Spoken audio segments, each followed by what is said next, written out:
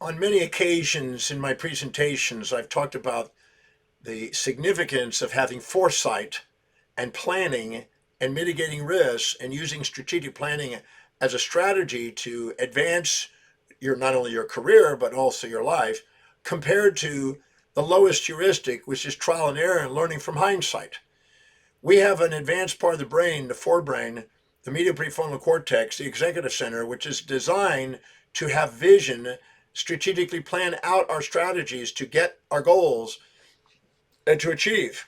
And the reason why some people are not used to setting goals is because they set up fantasies with their amygdala, their subcortical area of their brain, and they want a pleasure without a pain. And then when they go out and set a goal, it's a fantasy, not a real objective.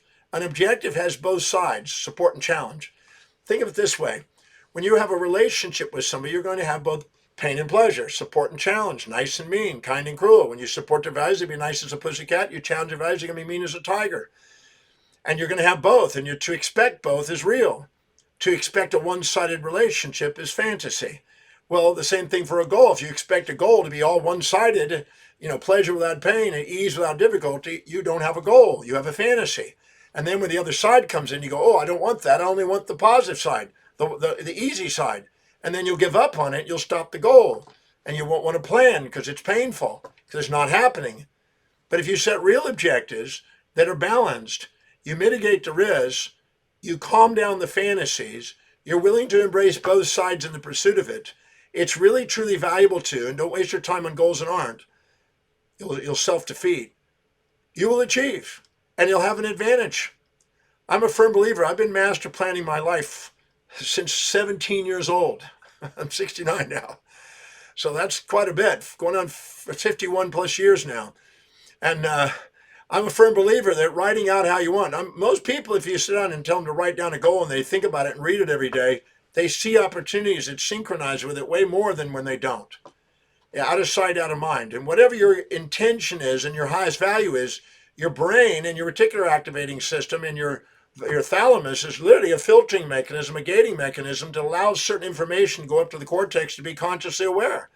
So the second you plan something, you're more likely, higher probability of spotting opportunities and resources around you to achieve. And so I'm a firm believer in planning. People who don't plan, there's an old saying, plan to fail by failing to plan. I'm a firm believer, and I've been writing down goals, like I said, since 17, and I've been refining it and polishing it and working on it and keeping metrics on it and updating it and working on it. My master plan for my life is 9,000 pages. That's how much work I put into it over these years. So I'm a firm believer in laying out the life you want. If you don't design your life, other people do. And if you don't get up in the morning and fill your day with high priority actions, it fills up with low priority distractions. And if you don't get up and take command of your life, other people, opportunists around you, project expectations on you and distract you from whatever it is that you could have done. So one is inspiring if you live by design, and the other is despairing when you live by duty. So I'm a firm believer in taking command of your life, because if you don't, weird stuff fills your day. Your day fills up with unexpected experiences if you don't plan your experiences.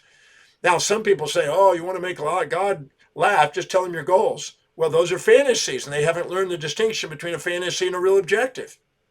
But set a real objective, one that's really aligned with your highest values, one that's really balanced, one that you really have a strategy that you can take on, one that you concentrate on acting on a daily basis, and say no to all the distractions. Say thank you, but no thank you. And hire people around you to do all the other things to keep you from, that's keeping you from that highest priority. You liberate yourself and live an extraordinary life. I basically teach, research, write, and travel. The rest, everything else is delegated. I'm a firm believer, if anything that you requires outside motivation to get you to do, delegate. Find somebody to do that loves to do it, that you don't have to micromanage to push uphill to do, and give yourself permission to go after what you really would love. I'm a firm believer in doing that. People say, well, you're wealthy, you can do that. No, I became wealthy because I did that. And when you start to prioritize your life and live authentically, you get rewarded by the world and the people around you and yourself, because your energy goes up, your vitality, creativity, your innovation and genius comes up. The people around you respect you and honor you and look up to you because of that, because they're automatically wanting to live in that fashion authentically. So you're automatically exemplifying a magnetic and charismatic experience for them. And so they automatically rally around your objectives and they want to help you do it because it aligns with some of theirs. So if you help other people get what they want to get in life, you get what you want to get in life. So that's why living in that way is to your advantage.